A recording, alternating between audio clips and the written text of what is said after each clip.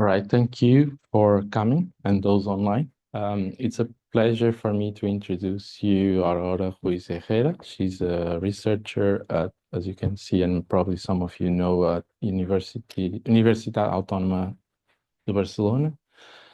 And I follow, Aurora did her PhD in Barcelona, the same university, I forgot, Autònoma, yeah. Then she did at least a postdoc in South Africa and then Italy. And then she came back to this position where she's a professorship since then in Barcelona. And I follow her work already for some time, mainly because I was interested in some chromosomal fusions or rearrangements, but in house mouse, in some populations that she was studying. Also some in, rearrangements in related work on primates, and more recently on many things she's been doing in terms of still related with rearrangements, but on let's say more on what happens during meiosis and some cellular process that we don't study much here. And I think in the last years, at least, she's been following or expanding with the field in different directions, more using these genomic tools to understand how the position of genes, let's say, in the nucleus affect phenotypes or in general, or create difference between species. Because, I mean, as you probably know, but mainly for students, we generally present the genome as a line of basis, but in surprise, we are 3D, and so the nucleus and the way the DNA is packed into chromosomes and how they are disposed in the nucleus will vary, and may have an effect in phenotypes, as we've been finding out with more recent genomic data. Aurora, many thanks for coming. Oh, thank you. Well, thank you, Rui, for the invitation. It's really a pleasure for me to be here. And thank you for staying here in a Friday afternoon. So, as Rui was saying, I'm based at Autònoma University in Barcelona. It's one of the universities that we have. We are not by the sea. We are in the green campus, like here. But what I will talk to you about today, I will give you an overview of what we are doing in the lab, to give you some idea of what can we do with genomes in order to understand evolution, right? So what we started to do many years ago is to understand biodiversity. You know, we have different phenotypes that adapt to different ecological ranges, but what happens when we look at the genomes? Can we look at the genomes and also see regions of this biodiversity?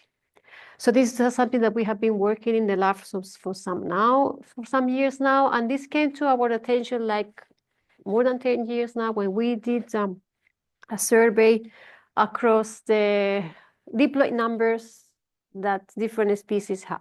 This is a display of the mammalian diversity in terms of diploid numbers. You could see that different phylogenetic taxa, they have huge diversity in terms of chromosome numbers. Right? So this is many ways to organize your genome. So we humans have 46, but the species like this Vizcacha rat from Chile with 100 of chromosomes. And in the other side of the range, we have the Indian muntjac with 6. So a huge diversity in diploid numbers within mammalian species. So this is something that from the cytological work that we started to do more than 20 years ago, it was like, what's the reason or what's the mechanisms behind this diversity? More especially because when we compare mammals here, this is the same plot but horizontal, with birds and other reptiles, these species, the reptiles, are more homogeneous in terms of chromosome number. And this is very different from mammalian species that since ancestors, something happened that really have rescrambled the genome. And more specifically, when we look at the synthetic regions, when we compare complete genomes across different species, this is a phylogenetic tree, representative species of reptiles, and here we have mammals. Look, we are really the weirdos. We are really the exception to the rule. When you compare the representative species of birds, of reptiles, and also snakes, crocodiles, and turtles, there's quite homogeneous, it's quite conserved. So we have macro and micro chromosomes that can conserve almost 1-to-1, but the mammalian species is really Oops, this is not working there. Maybe it's just, but you could see that it's really risky. So that was our attention that we wanted to understand a little bit more. And also because when we look at how the genome is organized into chromosomes, there's difference between taxa.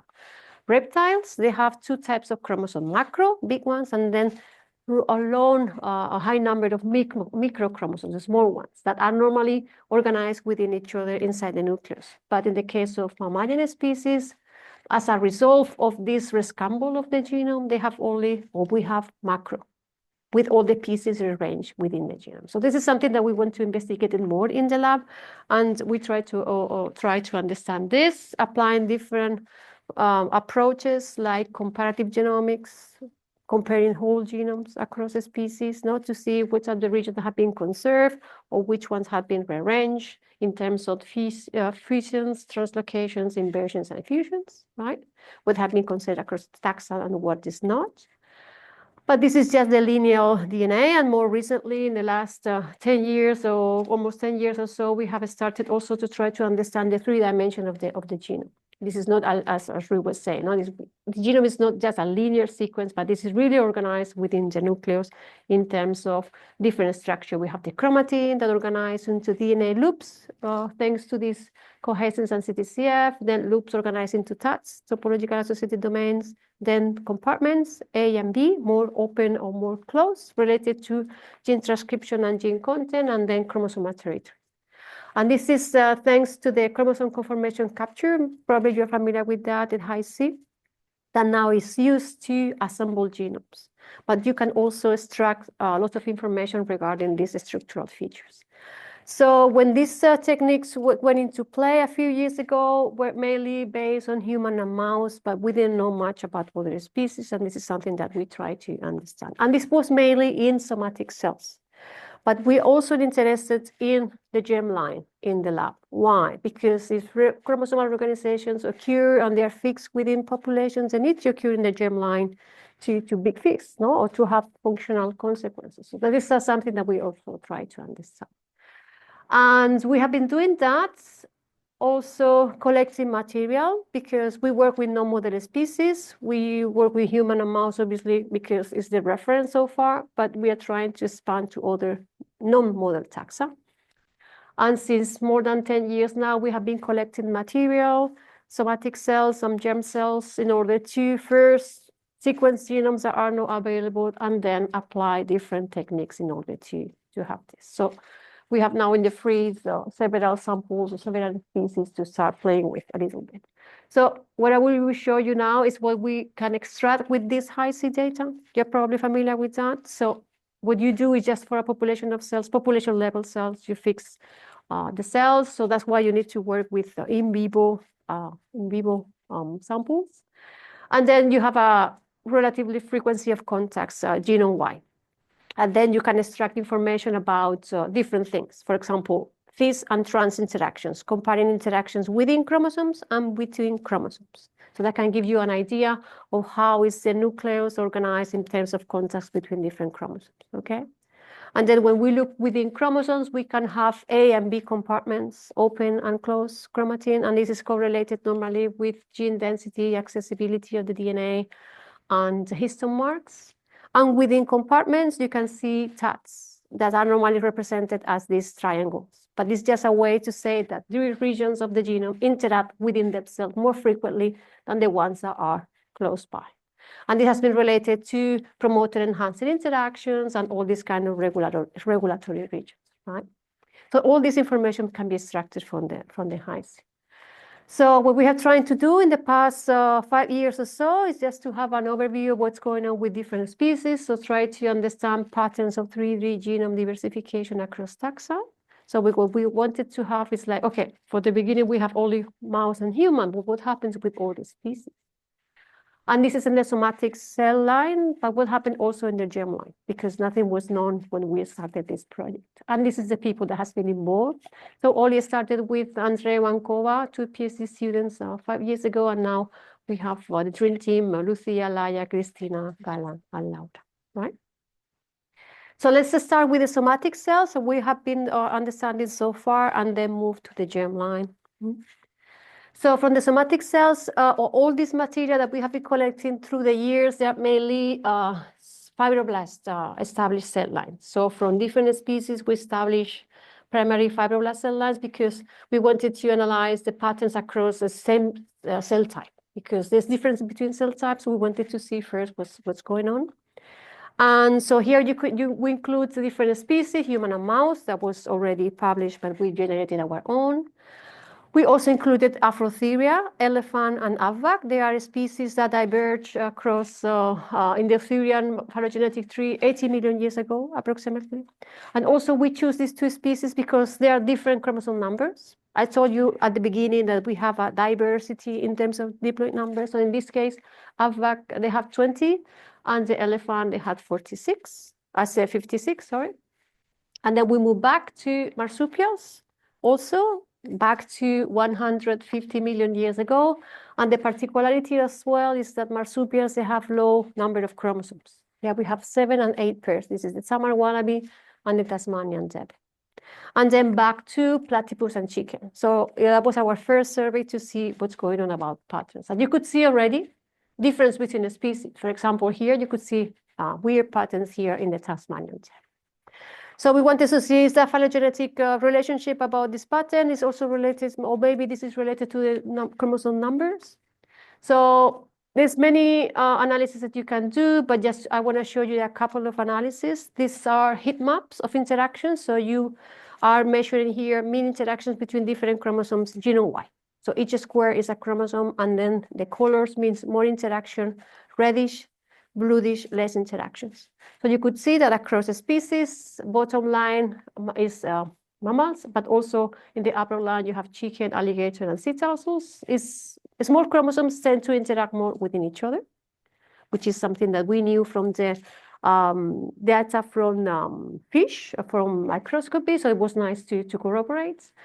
But if you could see a species where high number of chromosomes from 50, 56 to 70 to 40 and 46. But what happened with the species with low number of chromosomes but have more or less the same kind of gene content or genome content? This is a kind of marsupial. So marsupials, everyone was interacting with everyone. So you could see that they have a small number of chromosomes, 7 pairs. And when you measure the interactions within each other, within the nucleus, everyone is interacting more. So this is telling you that the chromatin is more or less more relaxed. So what are the functional behind that? This is now what we are trying to understand, working with RNA-seq in the different cell types. But this is just telling us that the chromatin is organizing a little bit different here. Another way to put the data is this way, put in a log interaction, inter-interaction ratio in the log scale. So you could see that in the middle, the interactions are more or less the same or same ratio in Eutheria mammals. Each dot represents one single chromosome for each species. But then we see like outliers. In the upper side, we have marsupials with low number of chromosomes, and on the lower side, chicken and other reptiles. What does it mean? Here in this species, we have more trans than cis interactions. So chromosomes are interacting within others more than themselves. Whereas in the case of chicken and other reptiles and bird species, they have more cis than trans, more compact also chromatin, right? Also, this is related with GC content and all these kind of things. But it was nice to see that there's many ways to organize the genome. And to tell the story short, we also, you can measure or you can estimate the DNA loop size within chromosomes within the genome. So an hypothesis or the model, working model that we have now is this. So in a species with relatively moderate number of chromosomes, you have chromosome organized into chromosomal territories, and also DNA loop size is more or less the same. We also did CTCF, ChIP-seq, and other cohesins so to maintain this. But for example, in the case of a species with a low number of chromosomes like marsupials, although they are all mammals, they have, when we measure the DNA loops, they are longer in size, and that will explain the interactions that we see across different chromosomes. They were more like floppy chromosomes within the nucleus. Also, CTCF is less dense. CTCF is a protein that allows to form the DNA loops, right? And another funny thing that we observed, that we are still trying to understand what's going on, is the centromeres. So when we do immunofluorescence with centromeric proteins to label the centromeres, you could see that in all the species, the mammalian species that we studied so far, is 5 so far, 5 species, we could see centromeres clustering towards the center of the nucleus somehow. So our interpretation is that you have a lower number of chromosomes with centromeres towards the center, and then the other chromatin expanding towards it. So we don't know why this is the case, but probably this is related with repetitive sequences. Transposable elements are specific for this species, maybe functional as well, because from the evolutionary perspective, marsupials, they tend to have inversions, pericentric inversions from the evolutionary history. So maybe this specific configuration, this fibrine, these kind of organizations are not others. So this is something that is quite nice to see and also nice to explore. Another thing is that when we look at synthetic blocks across a species, another question that we want to answer is like, okay, apart from having chromosomes organized in a different way, are homologous regions also having the same 3D structure? So this is something that we also explore, and this is something that you can measure, compartment strength, the insulator score of the TATs to see if they have the same structure across the species. And what we could see is that the species with low number of chromosomes, like Tasmanian, the marsupials, they have less compartment strength, but then across the species, the TAT strengths didn't change. This is telling us that the plasticity is probably more related to compartment formation than the TAT structure itself. And here is another way to see that. This is synthetic regions between chromosome human 12 and then mouse, elephant, and Tasmanian devil. That this is a synthetic regions homologous to all the species. And you can extract these structural features. And what we saw is that compartments change a little bit. So you could see really well conserved between elephant, mouse, and human, but then marsupial is less conserved and also less more blurry. Here we cannot get disentangled between the DNA divergence probably and the chromosome number itself, but this is telling us that there's more plasticity here. Because when we compare with TATs are the same, doesn't change. So here the conclusion also, the idea is that TAT structure itself is the more conserved structure, but then compartments which is related to epigenetic states and transcription is more plasticity here. So it's a nice way also to see that. Now we are exploring this with other taxa, trying to have an overview of what's the situation. So in terms of the species that we studied so far, like Monotherians and marsupials, we have this organization of the chromosomes, chromosomal territories here, and here centromere clustering. These are the species with low number of chromosomes, and the pattern that we observe in marsupials resembles what has been described in mosquitoes and invertebrates with low number of chromosomes. So it's like wrap-like structure. There's more or less conserved, but probably something related to the mechanistic way to maintain the chromosomes more stable somehow. There's a lot of speculation why this is the case, but at least we observe that it's not only invertebrates, but also mammals with low number of chromosomes.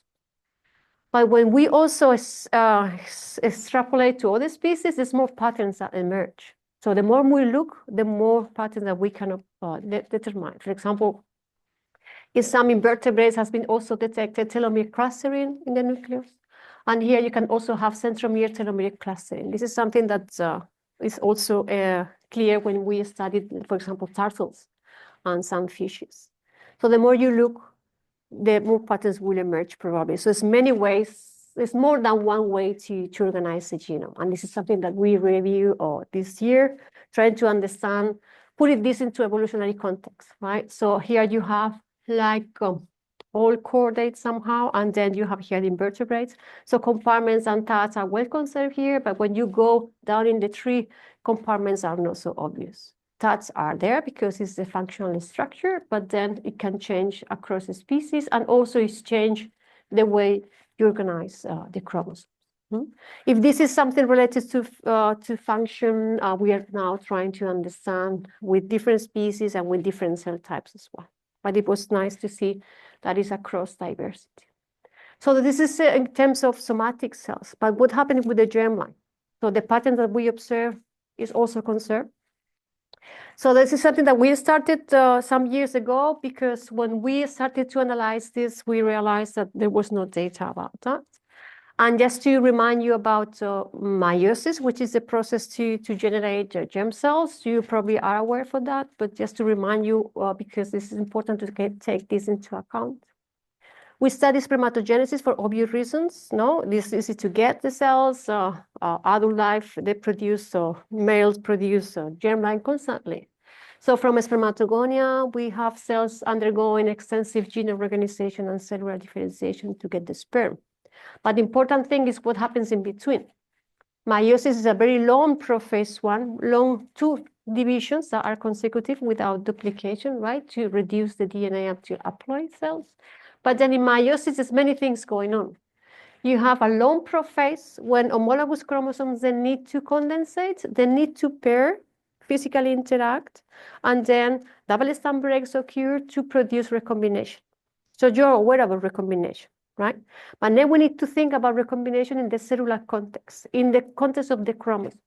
And I will tell you a little bit more about that. Why it's important to get the structure of the DNA to understand recombination as well in the germline. So there's many things going on here. Chromosomal movements and condensation, as I said, chromosome pair synapses and meiotic recombination. So we wanted to first to say, okay, how is the genome changing during this process? So we need to start from scratch because nothing was known at this stage. You also are aware that this process occurs in the testes and is dynamic. So for doing all these omics techniques, you need to isolate cells. And for that, we had to put a practice, a methodological approach into practice, and this is the FACS, flow sorter. So from a population of germ cells from the testes, you can isolate different populations in terms of DNA content and nucleus complexity. This is what you have here in this plot. Here you have haploid cells, run a spermatid and a sperm. Here you have a spermatogonia, and here you have meiosis, early stages of prophase 1 and late stages of prophase 1. So you can nicely get enriched population and do everything. High-seq, ChIP-seq, RNA-seq, anything that you want, right? And this is just examples of cells from the different stages: spermatogonia, leptonema, zygonema, which is the beginning of prophase 1, pachinema, diplonema at the late prophase 1, and then run spermatid and sperm from mouse. So we did that from mouse. Now we are applying that to other vertebrates like marsupials, fish, and reptiles, and it's working very nicely. So we can do all these kind of things. So just to show you what the map of the Hi-C look like. So this is a representative Hi-C maps genome-wide from the different cell types. You have fibroblasts, spermatogonia. Then this is prophase 1, leptonema, zygonema at the beginning, and then pachinema, diplonema at the end, run spermatid and sperm. You could see it's all conserved or it's changed. It's changed, right? You could see nicely that spermatogonia is very similar to a fibroblast-like, but then in prophase 1 it's changed and then appears again in run spermatid and sperm. This is nicely seen in these maps. This is a specific chromosome-specific Hi-C map from 18 chromosome in mouse. So you could see nicely what I'm saying. In the spermatogonia, you see AB compartments and TADs very nicely, but then look, prophase 1, what happens here? You don't see compartments. Compartments disappears and TADs disappears. And it was nice to see. It was one of the first description of this and what this is going on. And also another thing that you could see is that if you see the diagonal, it's the same in those cases.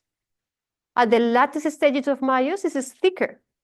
And then what does it mean? It's the way the chromatins are organized during this stage.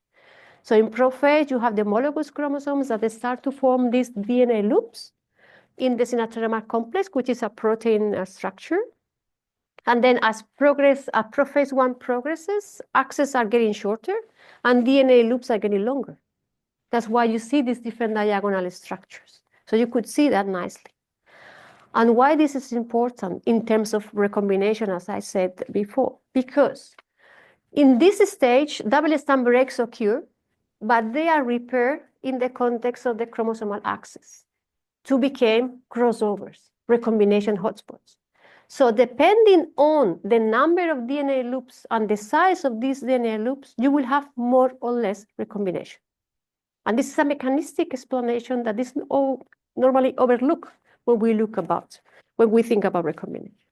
So this is something that we are also trying to put into context, a crossover recombination in the context of the 3D dimensional structure of the genome. Right? We also did RNA-seq data, ChIP-seq with the cohesins and the CTCF to try to see the correlation between all this. And also you could see that in random spermatids, AB compartments appear, but they are different in size. And then sperm, again, no compartments, no tags. This is something that we expected because here we don't have histone, we have protamine, so it's pretty high, this thing, okay? So this is mouse, but we are not only looking at mouse, as I said, we are looking at biodiversity as well. So we are now getting more information about other species.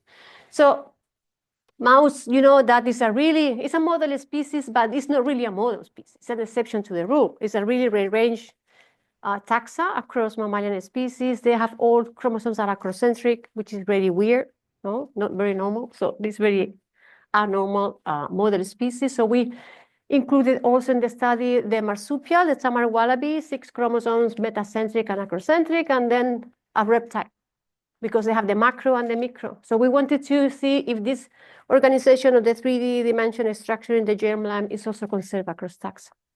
So for that, we did the same, extracted testes, did FACS, and then from each cell population, we did the HI-C. This is spermatogonia, Pachynemma diplonema, which is meiosis and random spermatids, and also in the reptile. You could see nicely differences. You could see here, you see interactions between centromere and telomeres, and also you could see more interaction in the macro, in the small ones. So this is was really nice to see that the patterns were more or less what we expected, also with the somatic cell, but also we did simulations of the DNA loop sizes to also correlate with recombination eventually.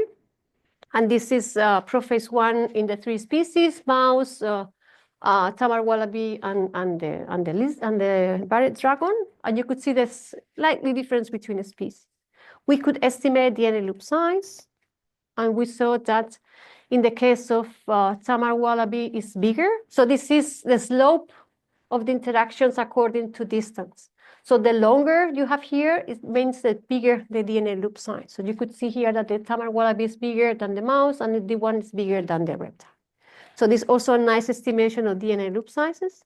We are now correlating with this with recombination maps. And also we can measure in the cells under the microscope the length of the chromosome. This is immunofluorescence. So these are spermatocytes, the same cell line as this one. And in green, you have the synaptoma complex. I told you this is the scaffold where the DNA is attached. The DNA is not labeled here, but it's there, right? So we can measure also the DNA, the axis of the chromosomes. And we could see that it's inversely correlated. The longer the DNA loops, shorter the axis. So it makes sense in this context, right? So what's going on is what we have here. So we have a species with long DNA axis, but short DNA loops, and this is correlated with the recombination size. And we have a species with short axis and long DNA loop sizes. That was also correlated with recombination. Marsupials, for example, is known in the previous studies like 20 years ago that they have low recombination size. So we can correlate also with the way the chromatin is organized in the germline. We are also, although I cannot show you now because we are still working on that, we are now also doing transcriptomics to see how this is related to function in order to see what is conserved and what is not among species. But at least we could see that there's different ways to organize the chromatin, even in the same cell type across different taxa. Okay, so this is normal conditions, and I think that would be the third story. So once we have an overview of what's going on in the germline in a wild type animal, I show you mouse.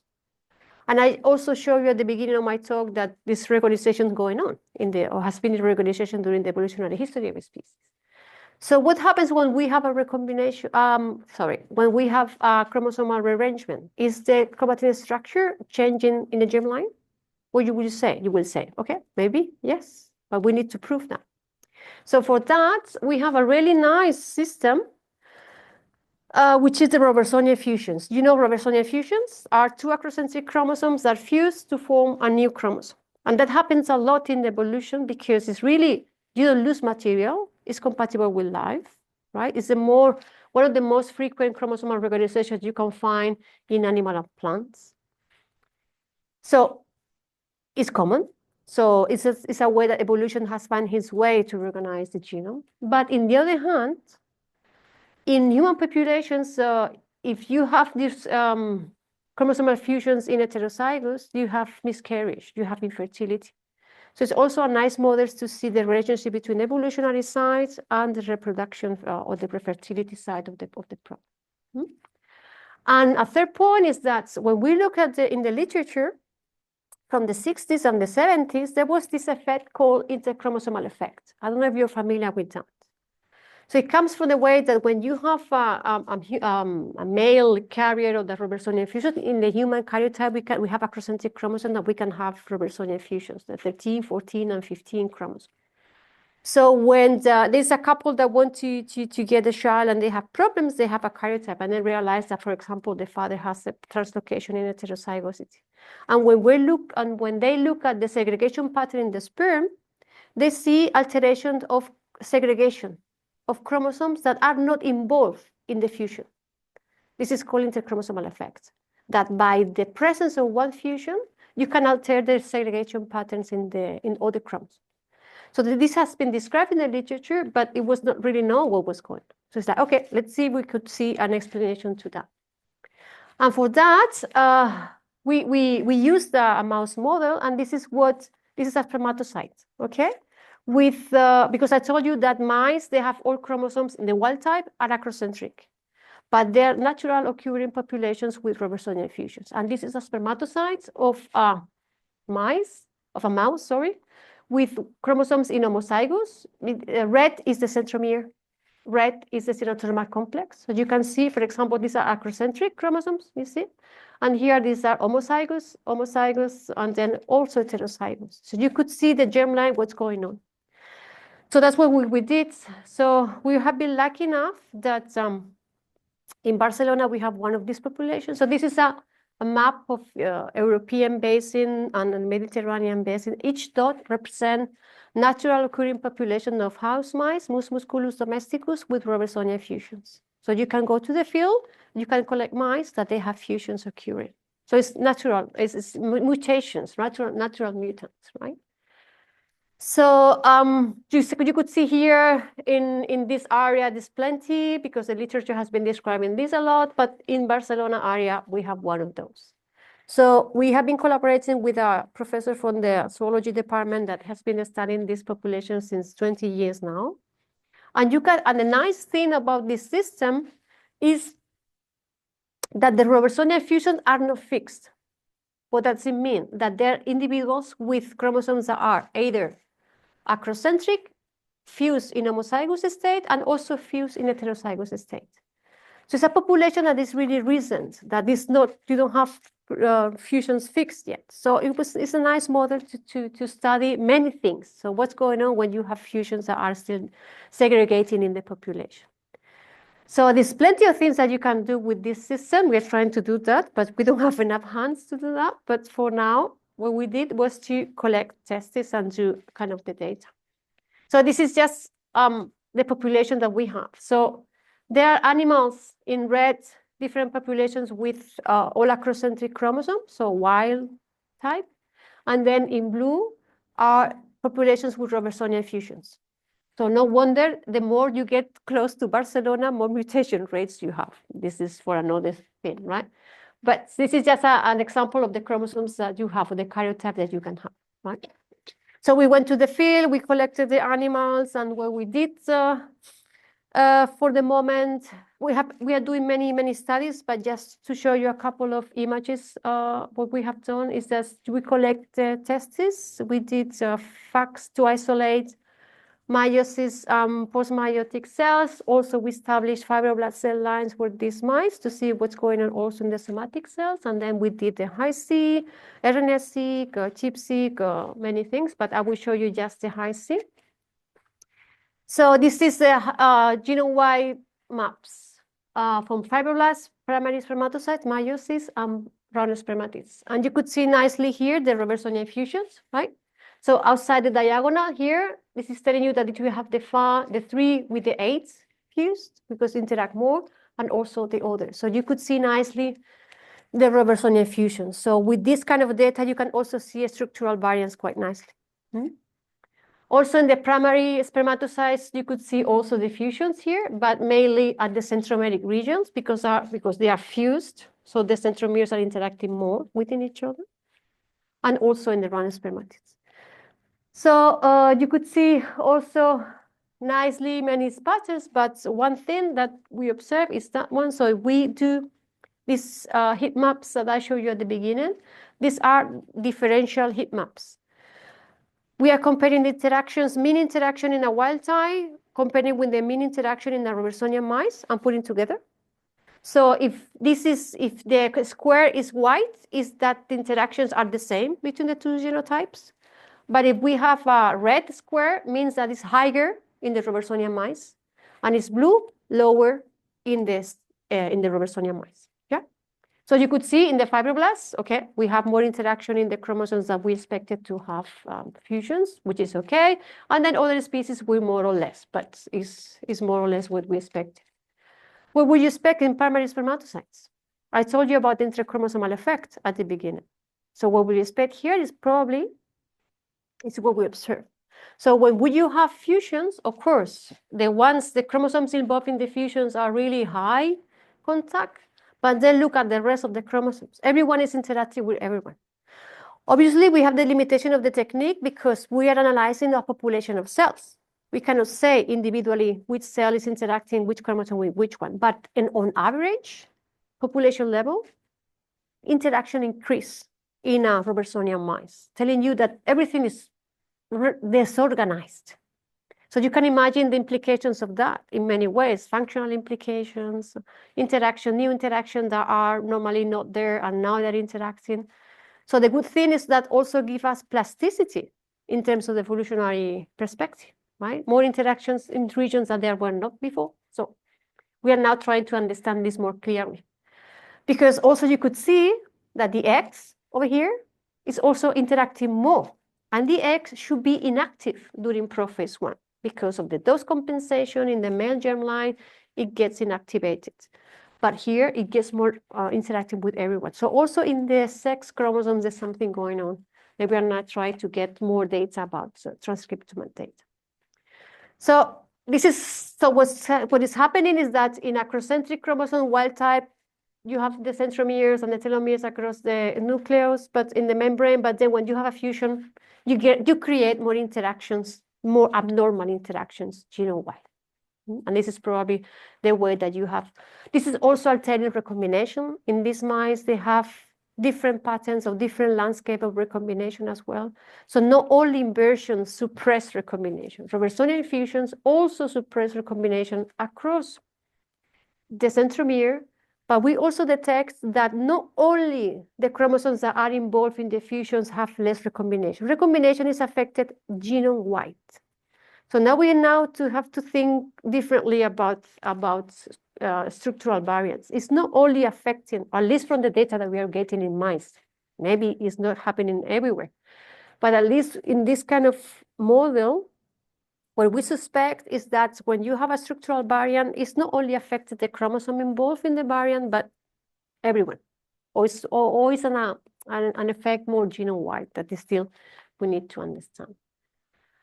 And what happens with round spermatids is the contrary. You have less interactions genome-wide, and this is more related to the fact that in round spermatids in mouse, chromosomes are located at the center of the cell. So if you have a Robertsonian fusions, you have mechanistic constraints, so you don't move much. So that's why you have less. So that's it. We are now doing more functional data, analyzing recombination, and this really interesting data that is coming out soon. I hope soon. Sooner than later. So this is just a couple of take-home messages. We think that different ways to organize the chromatin. We have seen that in a species with high and low number of chromosomes, and probably the more we look, the more patterns that we can take. During meiosis, chromatin structure is highly dynamic. It needs to be because chromosome moves, but also when you have a structural variance, this is also changing in the way that is affecting meiotic and post-meiotic cells. And it's not only affected the chromosomes that are involved in the structural variance, but probably is genome-wide effects that we saw that at least in recombination. We also did SNP genotyping. We are also sequencing these animals with long range to capture the centromeric regions to understand more what's going on with the centromeric region. And the bottom line here is that the fact that you have a structural variance at the 3D genomic structure, you are rewiring connections. You are taking pieces that were not in contact before and they are contacting now. So what's implications of that? There's plenty of things to say, right? And just to finish, the people that has been working in the lab, sorry, we have a meiotic drive here. There's no wine. But yeah, we're happy so far. So this is the girl, the dream team, Cristina, Gala, Laura, Laia, and then started off with Lucia, Covadonga, and Andreu, and obviously our collaborators and the funding. So thank you very much. We're happy to take any questions.